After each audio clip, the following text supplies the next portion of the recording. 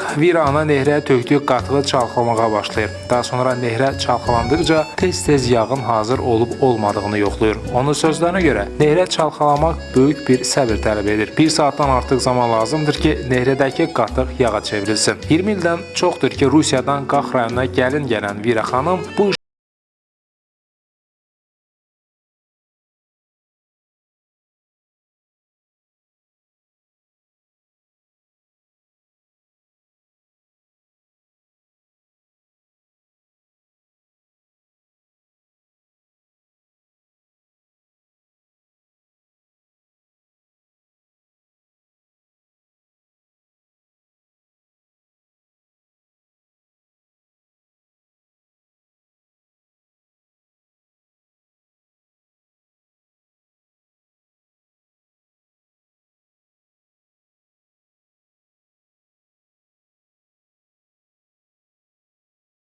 Yığılı da bir topa yığılı.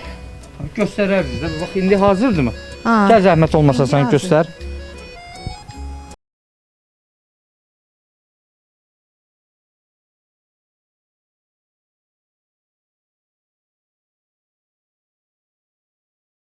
Sado söyləyir ki, kənddə yedikləri hər bir qida tam təbiidir. Paytaxtda satılan nehrə yağı necə ola bilər ki, ucuz qiymətə satılsın? Çünki 1 kiloqram nehrə yağının alınması üçün 20 litr süd lazım gəlir. Əsl nehrə dadına isə heç bir yağ çata bilməz. Əsl nehrə yağı ağızda tez əriməlidir. 20 litr süddən də bu mən zotenikə mən məsələn bilirəm ki, bazı yağlıq 5-dir malda.